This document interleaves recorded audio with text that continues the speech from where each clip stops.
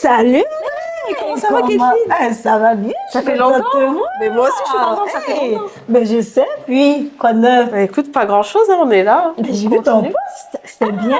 T'as aimé ça? Ben, c'était bien, mais tu sais, juste la structure un peu qui était un petit peu bizarre. Ah oui, tu trouves? Ben oui. Et j'ai tellement passé du temps. Pour vrai?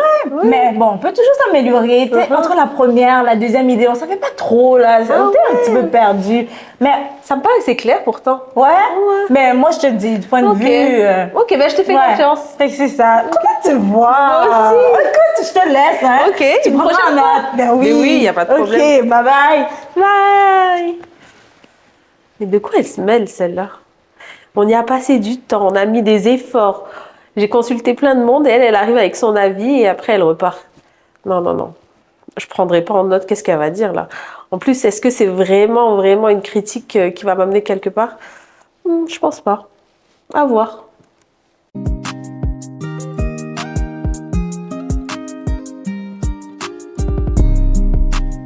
Bienvenue à C'est à ton tour, ici Kathleen. On est heureux de ce que vous suivez cette émission, ce podcast aujourd'hui. Ne manquez pas parce que on va parler aujourd'hui de peut-on ne pas se soucier de ce que les autres pensent. Et quand on parle de l'opinion des autres, on sait que ça nous touche tous. Et aujourd'hui, encore une fois, j'ai avec moi des amis, des belles amies qui vont m'aider à avoir cette discussion. Donc, je les présente. Donc, bonjour, moi c'est Gustavine. Moi c'est Audrey. Bienvenue les filles. Donc, vous êtes prêtes?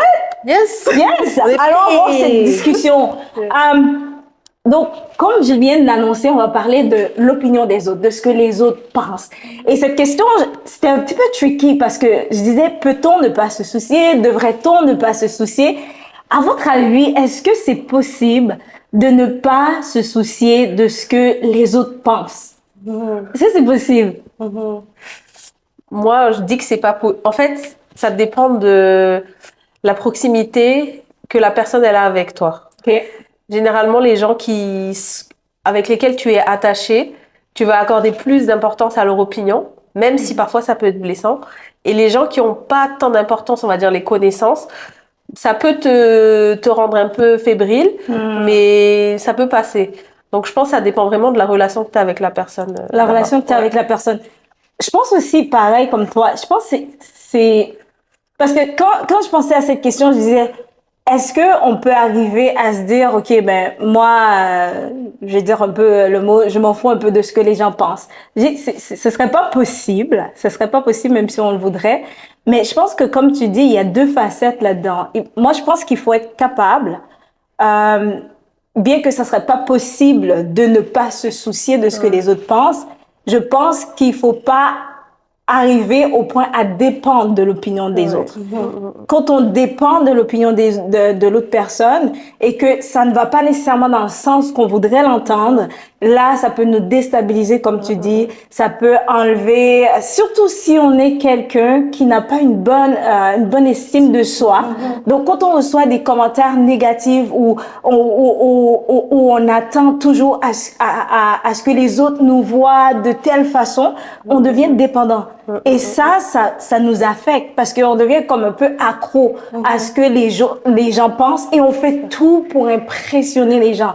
Donc, je pense que c'est là qu'il y a qu'on peut avoir qu'il faut faire attention à ce que les gens pensent, bien que, sans dire, OK, sans aller de l'autre côté aussi où ce qu'on dit, moi, je m'en fous complètement. Il faut un juste milieu, hein, en tout cas. Mais c'est important, en fait, parce que, tu sais, tu as parlé d'estime de soi. C'est important de se dire, OK, moi, qu'est-ce que je pense d'abord? Ouais. Parce que si tu attends tout le temps l'aval ou par exemple, l'opinion des autres, et que toi, tu sais même pas ce que tu penses, mettons, de ton travail ou d'une situation, là, tu vas être déstabilisé.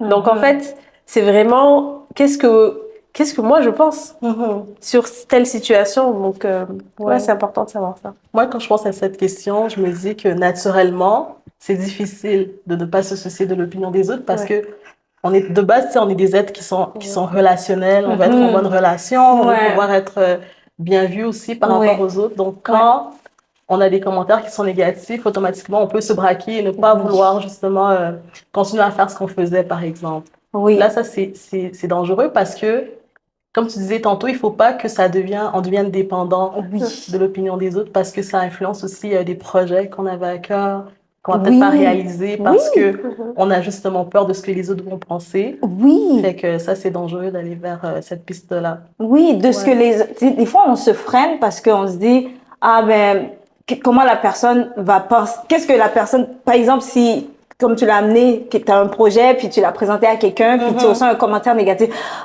finalement, tu te décourages alors que c'était une bonne idée, puis simplement parce que l'autre ne voit pas ce que tu vois. Exact. Et là, toi, tu t'arrêtes et tu te freines.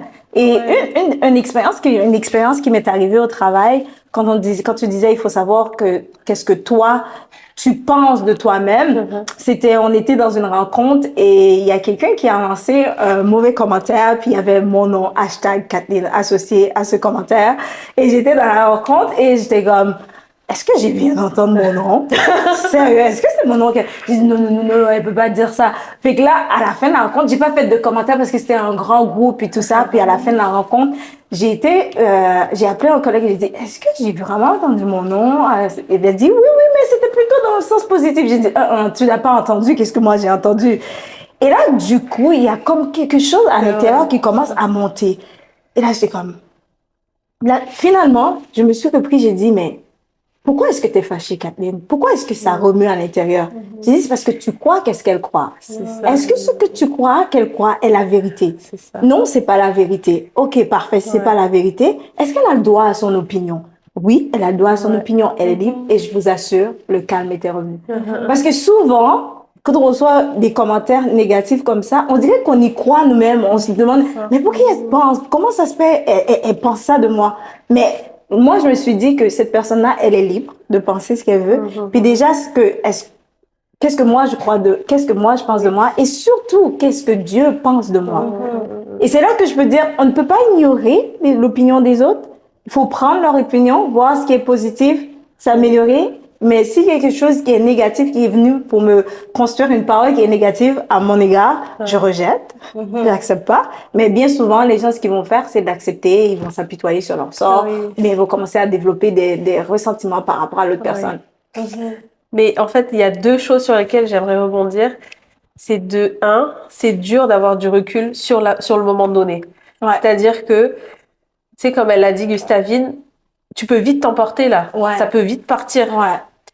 Puis les gens, ils aiment bien dire ne le prends pas personnel. Ça, c'est vraiment là. Le mot que j'aime. Le mot que j'aime. Mais il a dit sa pensée, là. Il a délivré tout ce qu'il avait à délivrer. Après, il dit ne le prends pas personnel. Non, mais en fait, tu as dit tout ce que tu avais à dire.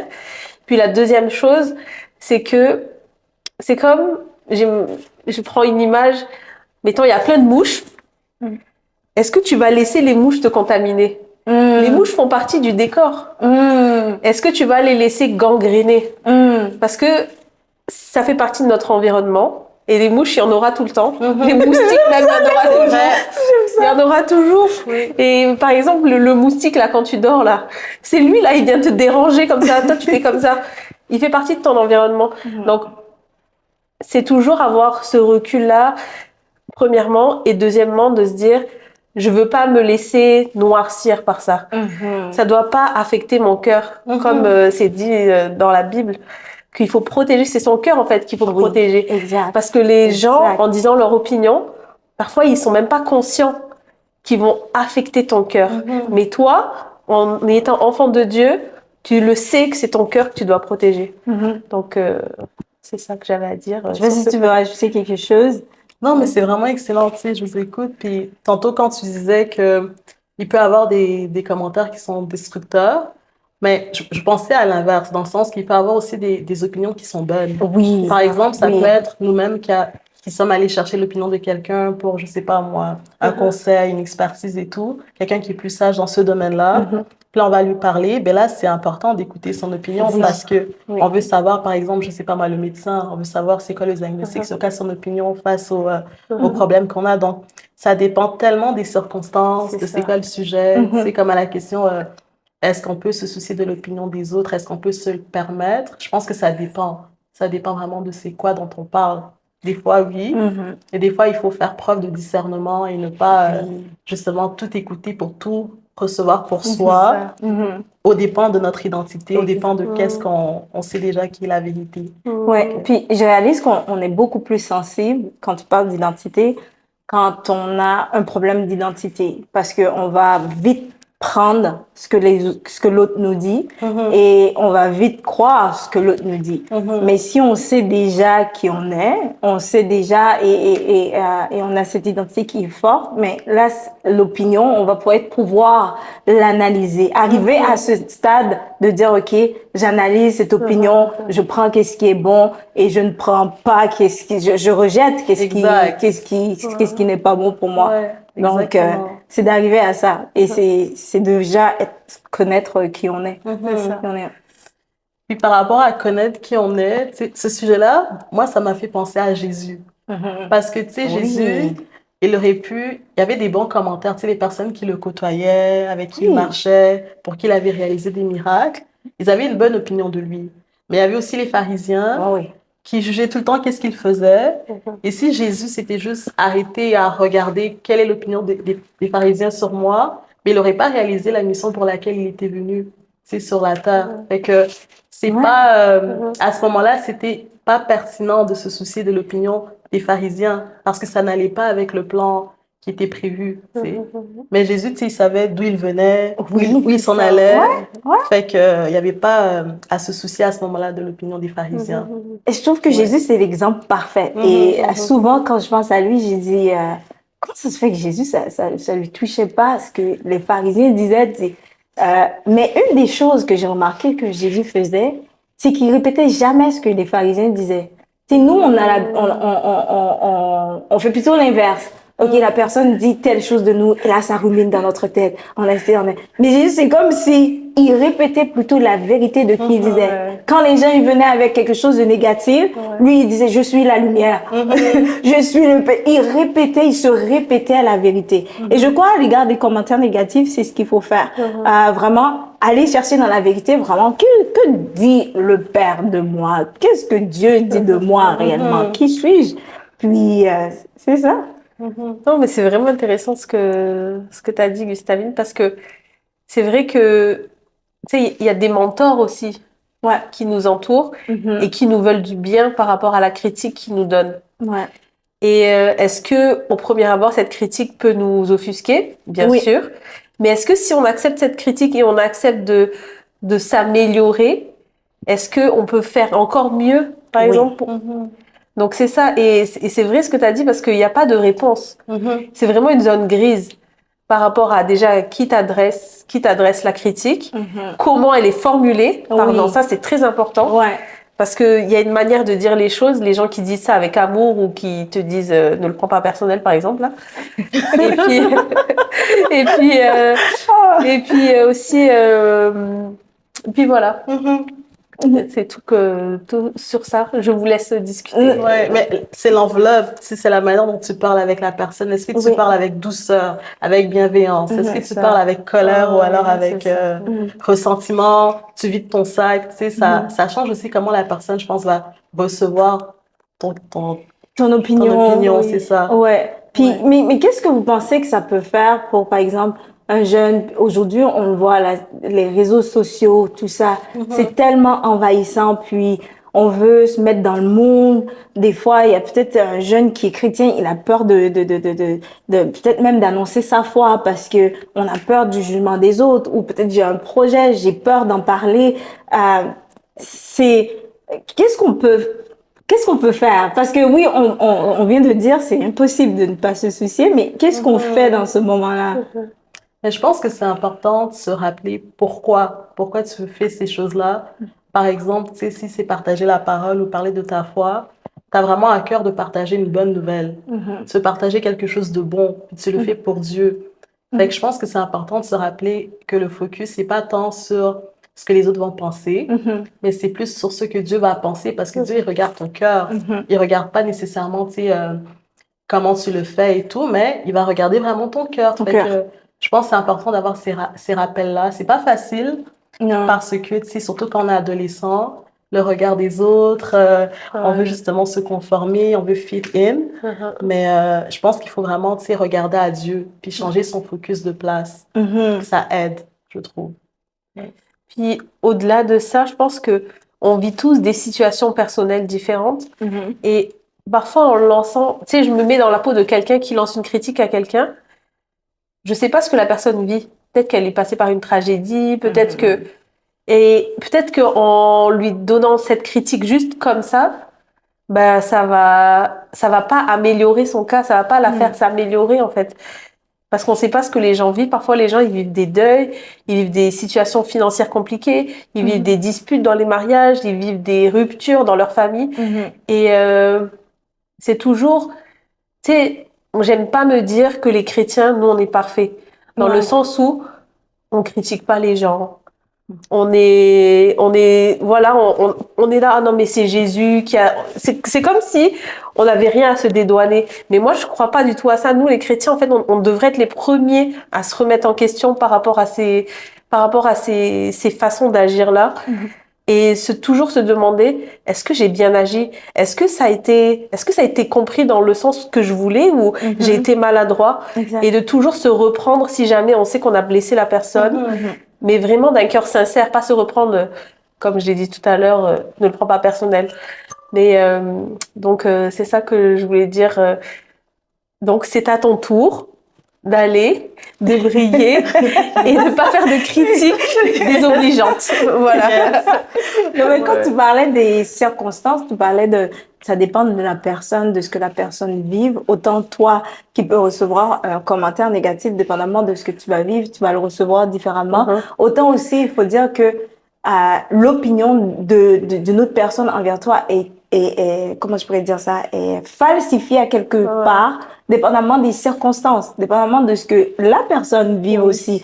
Donc, c'est pas nécessairement la vérité. Ça peut être simplement, au départ, la personne a une autre opinion qui est complètement fausse. Un autre exemple que je peux vous donner, c'est qu'on était dans une autre rencontre. On sait que ça se passe très vite. Ça se passe toujours dans mes rencontres. on était dans une rencontre, puis à un moment donné, je fais une blague, parce qu'on a un stagiaire, je fais une blague, puis tout ça.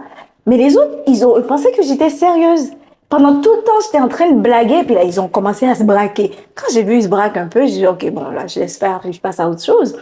Puis dans l'après-midi, encore une fois, je pense qu'on avait une autre rencontre. Puis là, je sens qu'il y a un peu de tension. Là, je dis, mais pourquoi ces commentaires? Il y en a un qui me dit, ben, tu sais, tu nous as un petit peu chose par tes commentaires ce matin. J'ai dit, mais pour vrai, vous avez pris ça pour du sérieux?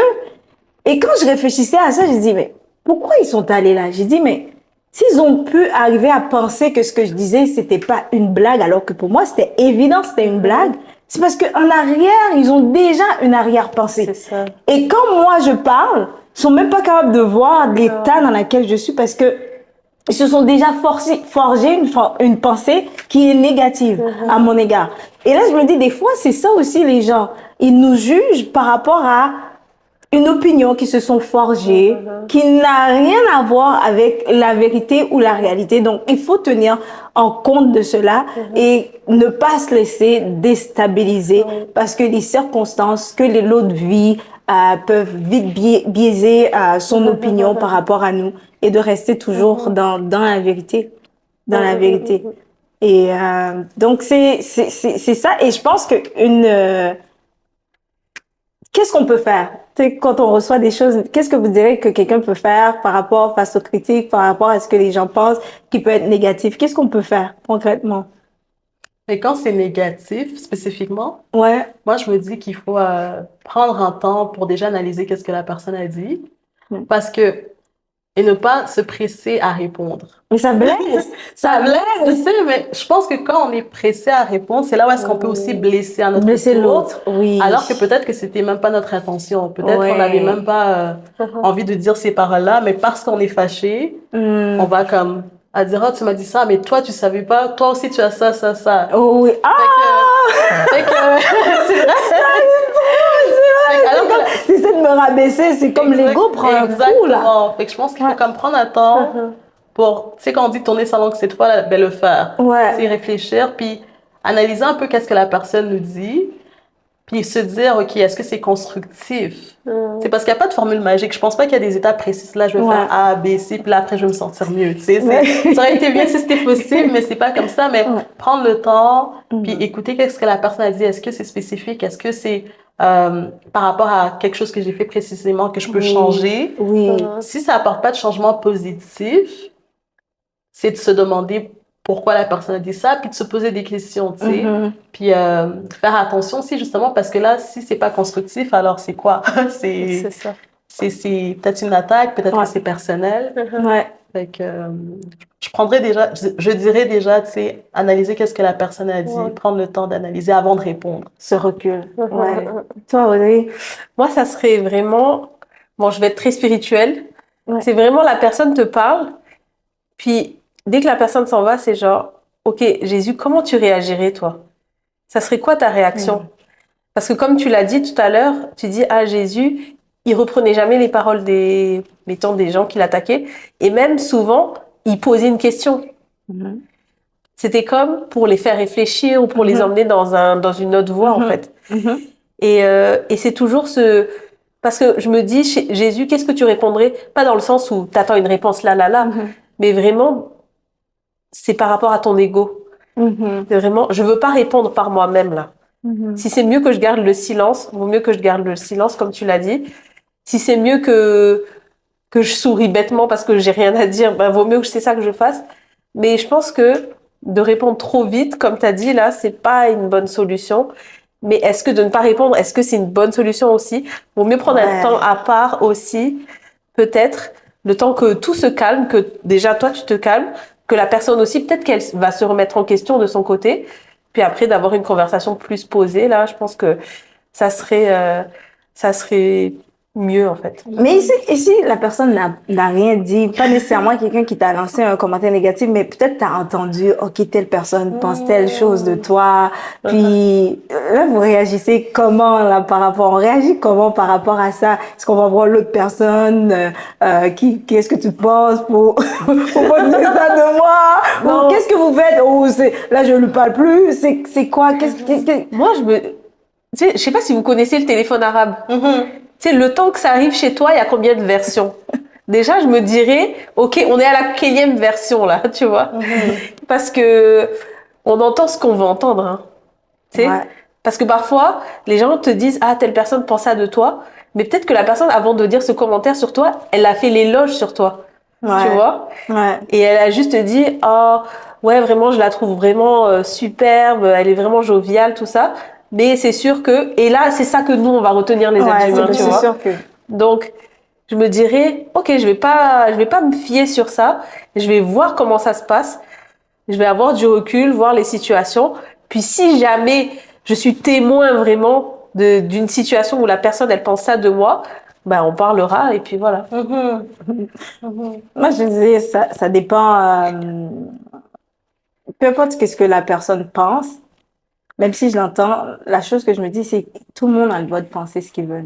C'est vraiment d'arriver à accepter. Moi, je pense que Dieu m'a beaucoup travaillé dans ce sens-là, c'est d'arriver à dire, c'est pas grave si elle pense comme ça de moi. D'arriver vraiment à accepter que ce soit positif parce qu'elle est libre. Si c'est quelque chose que je fais, je vais réparer. Si je peux le réparer, je vais le réparer. OK, pour enlever cette opinion, pour enlever cette négativité, cette pensée, mais si je peux rien faire et que c'est pas vrai, je suis arrivée à dire, ben, c'est pas grave. J'accepte le fait que cette personne peut avoir ce commentaire négatif, sachant que c'est pas vrai que la personne pense. Ouais, je comprends. Mais encore une fois, ça dépend de la relation que tu as avec cette personne. Je veux dire, une personne lambda, si elle pense ça de moi, ben, c'est correct. Moi aussi, je pense des choses d'elle. Je vais pas lui dire. C'est là que tu touches un point, c'est vrai. Ça dépend de la relation. Si des relations, Voilà, c'est ça. Donc, tu sais, et c'est faux de se dire que les relations, ben, moi, je pense comme ça. Les relations, ça se travaille. Tôt ou tard, il y a des gens auxquels on tient qui vont nous blesser. Donc, en fait, il faut pouvoir travailler ces relations-là et faire taire les malentendus quand il y en a. Exactement. Moi, c'est comme ça que je... Par rapport à ça, moi, ça me faisait penser à ça, là, la conversation qu'on a, c'est que si tu as quelque chose contre ton frère, tu vas lui parler directement. Tu sais, Oui. dans la Bible, c'est écrit ça et que si par exemple là, vous n'arrivez pas à régler ça, vous allez voir quelqu'un d'autre, tu sais, de plus ancien pour présenter le problème devant la personne. Fait que la première étape, je pense, ça serait, si c'est directement la personne qui te le dit, d'en parler avec elle. Ouais.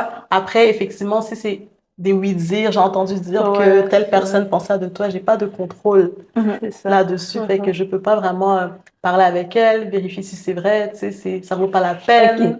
Là, je vais essayer de faire ma difficile, ok? Ok. Mais si c'est quelqu'un qui est, oui, c'est quelqu'un qui est proche de nous, quelqu'un qui est proche de nous et qui a cette opinion, et que malgré que je vais voir la personne, oui, je sais, j'ai entendu qu'est-ce que la personne pense de moi, puis je sais que c'est pas vrai. J'ai essayé de voir la personne, j'ai essayé d'expliquer, mais la personne tient toujours à son opinion. À ce moment-là, c'est quoi? Ben, on la laisse parler. Bah, c'est ça. C'est ça, À un le moment truc. donné, c'est ça. C'est là, je dis, il faut arriver à dire, bah, t'es libre de penser. Ben oui, c'est ça. On la laisse parler, mais le truc, c'est que c'est toujours dans ce sens de, tu sais, comme j'ai dit, les relations, ça se construit. On aime bien quand même que les gens auxquels on tient aillent dans notre sens, tu vois. En Ouais. tant que, tu sais, je veux dire, en tant que sœur ou en tant Oui, que une bonne cousine. opinion. Ouais, c'est ça. Ouais. Mais c'est sûr que si la personne, elle est pas d'accord ou elle a une totale autre opinion de nous-mêmes, ben, c'est pas grave. C'est ça. Et c'est sûr que c'est blessant, parce que si c'est quelqu'un de proche, c'est Ouais. blessant.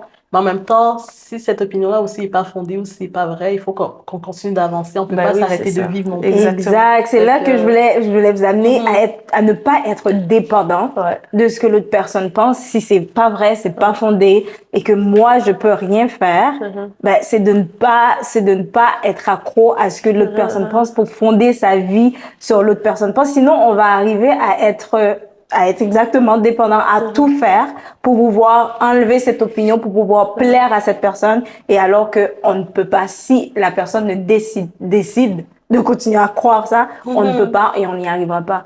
Donc c'est ça, on va devoir, l'heure avance. L'heure avance, on aurait pu continuer encore une fois, mais donc c'est ça, on va s'arrêter là. Donc aujourd'hui, on a discuté, on a parlé à propos des pensées. Est-ce qu'on peut ne pas se soucier de ce que les gens pensent?